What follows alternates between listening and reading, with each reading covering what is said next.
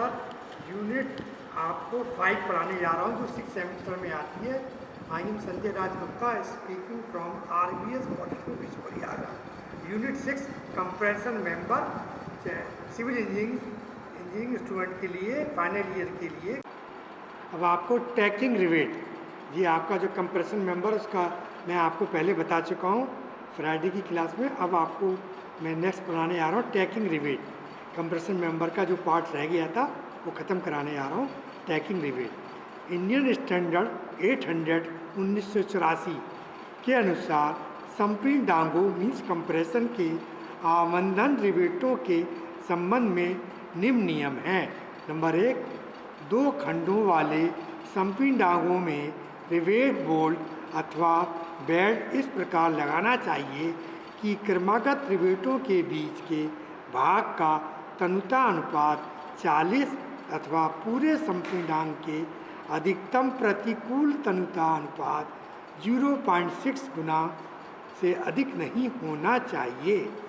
Number 2, baton लगे संपीड़न डांगों में आबंधन रिवेटों का न्यूनतम व्यास उपयोग की मोटाई से निम्न प्रकार संबंधित है। नंबर उपांग की मोटाई और न्यूनतम रिवेट व्यास।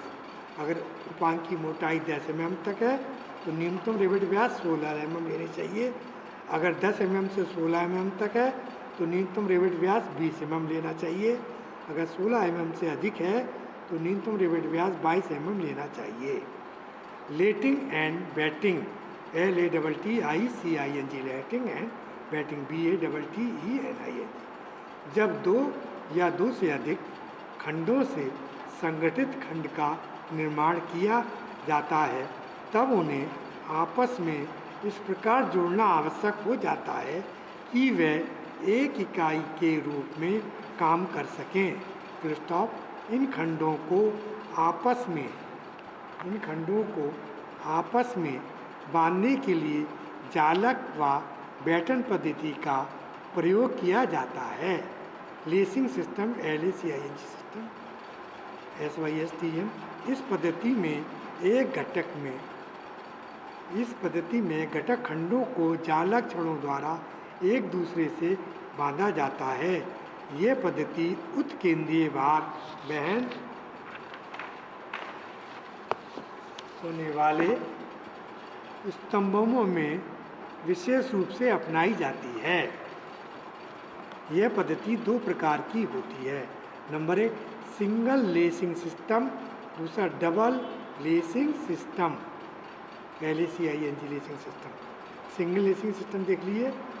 इस पद्धति में जालक छड़ें स्तंभ के घटक खंडों को जोड़ती हुई क्रमागत त्रिभुज बनाती हैं। दूसरा, double lacing system.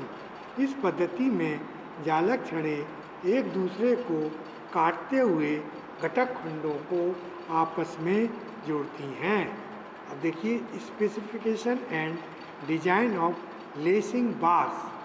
Specification and design of lacing bar. Number 1, जालक छड़ें संगठित खंड की अक्ष को 40 से 70 सेंटीमीटर के कोण पर लगाई जाती है। जालक छड़ें संगठित खंड की अक्ष को 40 से 70 कोण पर लगाई जाती है। नंबर 2, जालक छड़ों के तल के लंब रूप अक्ष X पर संगठित खंड की परिभ्रमण त्रिज्या X अक्ष पर परिभ्रमण त्रिज्या से कम नहीं होनी चाहिए, अतः RYY लेस देन RXXX परिभ्रमण त्रिज्या है से परिभ्रमण त्रिज्या कहलाती है R डिनोट करते हैं। नंबर 3 पॉइंट, संगठित छड़ों की पूरी लंबाई में जालक व्यवस्था एक समान रखनी चाहिए। नंबर 4 पॉइंट, जालक छड़ों की पूरी लंबाई में जालक व्यवस्था एक समान रखनी चाहिए।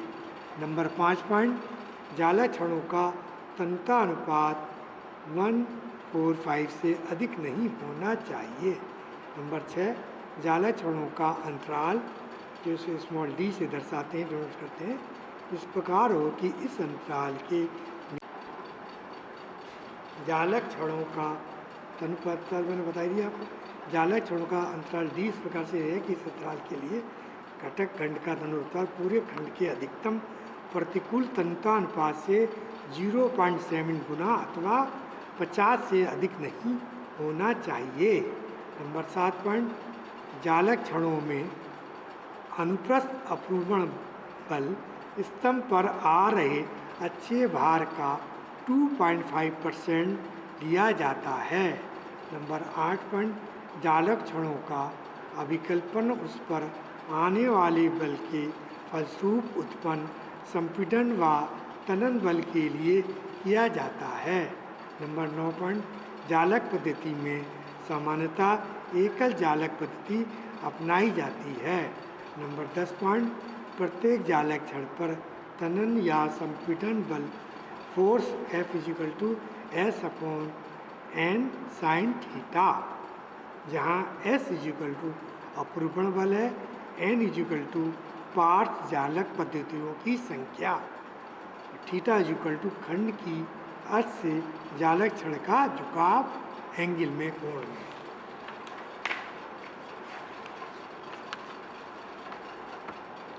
अब देखिए रिवेट जोड़ में जालक छड़ की न्यूनतम चौड़ाई निम्न प्रकार ली जाती है।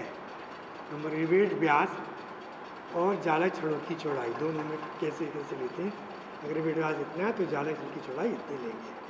अगर 22 है तो जालक छड़ की चौड़ाई 0.5 यानी 5 लेते हैं। 20 है तो 60 लेते हैं। 18 है तो 55 लेते हैं और 16 है तो 50 लेते हैं। ये आपकी जालक छड़ों की चौड़ाई क्या क्या लेते हैं और रिवेट व्यास इतना ये मैंने आपको बता दिया। यही न्यूमेरिकल में पुट करते हैं, रखते हैं। नेक्स्ट पॉइंट 11, जालक छड़ की मोटाई जालक छड़ों के सिरों पर लगे रिवेट केंद्रों के बीच दूरी के अनुपात में निम्न प्रकार लिया जाता है। यह दूरी जालक छड़ की प्रभावी लंबाई है। माना ये दूरी l है। एकल जालक पद्धति में मोटाई L/40, दोहरी जालक पद्धति में मोटाई L/60। ये देखिए जालक, ये आपके हैं D, ये देखिए यहाँ से लेकर इस पॉइंट से लेकर जाता है, ये स्मॉल d दर्शाया गया चित्र में। ये देखिए ये आपका y सेक्शन का था, ये थीटा मैंने आपको बताया था। ये देखिए करके गया थीटा जालक छड़ है और theta angle of the inclination of the lacing bar, that is called lacing bar. ये लेसिंग बार है। ऐसे यहाँ से यहाँ तक डी हो गई, ये थीटा हो गया, ये वाई एक्शन का था। ऐसे तीसरा देख लीजिए सिंगल लेसिंग, ये सिंगल लेसिंग है। सिंगल लेसिंग वाई एक्सेस से डबल लेसिंग, ये डबल है, ये सिंगल लेसिंग। तो यहाँ पर अगर आपका जालक छड़ की मोटाई जालक छड़ों के सिरों पर लगे रिवेट केंद्रों के बीच दूरी के अनुपात में निम्न प्रकार ली जाती है। ये दूरी जालक छड़ की प्रभावी लंबाई है। माना ये दूरी l है, हम दूरी मान ली l। तो एकल जालक पद्धति में मोटाई L/40 लेते हैं। दोहरी जालक पद्धति में मोटाई, ये दोहरी है, L/60 लेते हैं। ये सिंगल, ये दोहरी। इसके बाद आपका बैटिंग, PATTEING, बैटिंग। अब बैटिंग देख लीजिए। इस पद्धति में स्तंभ के घटक खंडों की आपस में बैटन प्लेट द्वारा रिवेट अथवा बेल्ट की सहायता से जोड़ा जाता है। बैटन प्लेट स्तंभ की पूरी लंबाई में उचित अंतराल पर लगाई जाती हैं। अब इस देखिए specification and design of batting. Specification and design of batting. Batten व्यवस्था की विशिष्टियाँ एवं अभिकल्पन के चरण अग्र प्रकार हैं। नंबर 1, बैटन पद्धति के लिए संगठित स्तंभ के दोनों घटक कणों का काट एक जैसा होना चाहिए। नंबर 2, बैटन प्लेट के तल के लंबरूप अक्ष अर्थात एक्स अक्ष पर परिभ्रमण त्रिज्या बैटन प्लेट के तल के समांतर अक्ष अर्थात एक्स अक्ष के पारित परिभ्रमण त्रिज्या से एक्स एच के पारित परिभ्रमण त्रिज्या से कम नहीं होना चाहिए। R X X less than equal R Y Y, R X S R Y Y equal to less than equal R X X. अब तीसरा देखिए, स्तंभ के प्रत्येक सिरे पर तथा स्तंभ की संपूर्ण लंबाई में पैटर्न दोनों फलकों पर एक दूसरे के सामने लगाए जाने चाहिए। पैटर्न के बीच की दूरियां समान रखनी चाहिए। नेक्स्ट नंबर 4 पॉइंट, पैटर्न की संख्या इतनी हो कि जिससे स्तंभ कम से कम 3 भागों में विभाजित हो जाए। नंबर 5 पॉइंट, पैटर्न लगे स्तंभों की प्रभावी लंबाई 10% बढ़ा ली जाती है। नंबर 6, पैटर्न प्लेटों के किनारों पर लगे रिवेट केंद्रों के बीच एक घटक खंड की लंबाई के लिए तन्यतानुपात पूरे खंड के अधिकतम प्रतिकूल तन्यतानुपात के 0.7 गुना अथवा 50 में से जो भी कम हो से अधिक नहीं होना चाहिए। नंबर 7 पॉइंट, प्रत्येक पैटर्न की प्रभावी गहराई किनारे पर लगे रिवेट केंद्रों के बीच दूरी अथवा सिरा बेल्ट की अनुदैर्ध्य दूरी के बराबर ली जाती है। प्रभावी गहराई के लिए अभिकल्पन दृष्टियाँ निम्न प्रकार है। नंबर 1, सिरा पैटर्न के लिए प्रभावी गहराई घटक खंडों के बीच केंद्र से केंद्र दूरी से कम नहीं होना चाहिए।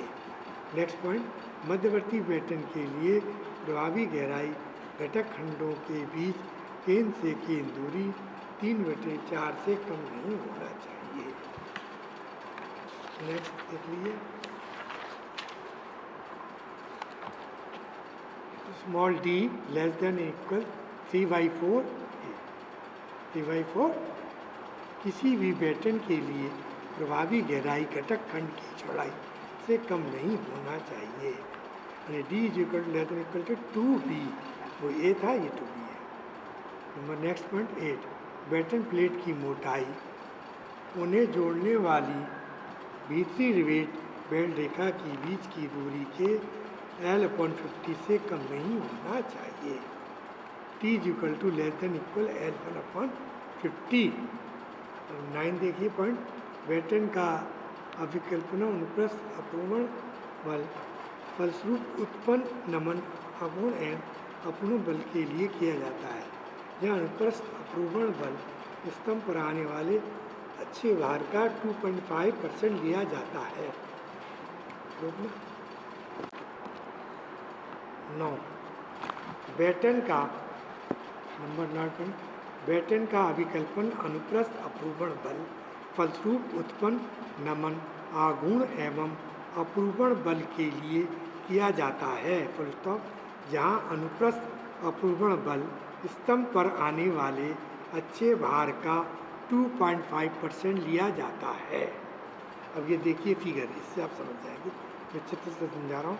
ये आपका देखिए चित्र है, ये काटा गया है, ये कैपिटल D यहाँ से यहाँ तक की, ये स्मॉल d इससे और यहाँ तक t है, और यहाँ से यहाँ तक कैपिटल D, ये इसके बीच से काटा गया। ये यहाँ से यहाँ तक भी L1, ये ऐसे B है, ये A है, ये B है, B देखिए काटिए, इसलिए सेंटर से ये काटा, और ये x और y एक्स काटा। एंगल खंड ये रहा, ये आपको अच्छे से वाई एक्सेस आप कुछ काटा है, ये मैं आपको समझा रहा हूँ।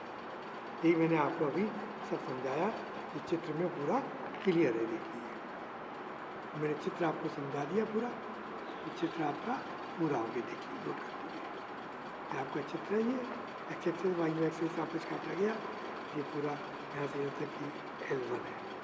पूरा चित्र से आप समझ जाएंगे। अब नेक्स्ट आपका ये कंप्रेशन मेंबर का चैप्टर ख़त्म हो गया। अब मैं इसके आपको न्यूमेरिकल करा रहा हूँ। इसका चैप्टर आपका कंप्रेशन मेंबर का समाप्त हो गया है। कंप्रेशन मेंबर अब मैं आपको बता रहा हूँ, ये और देख लीजिए, एक न्यूमेरिकल देख लीजिए। एक असत्य संपीड़न द्वारा वहन करने वाले संपीड़न भार की गणना कीजिए ताकि वह 2 कोण 125 95 to 10 mm का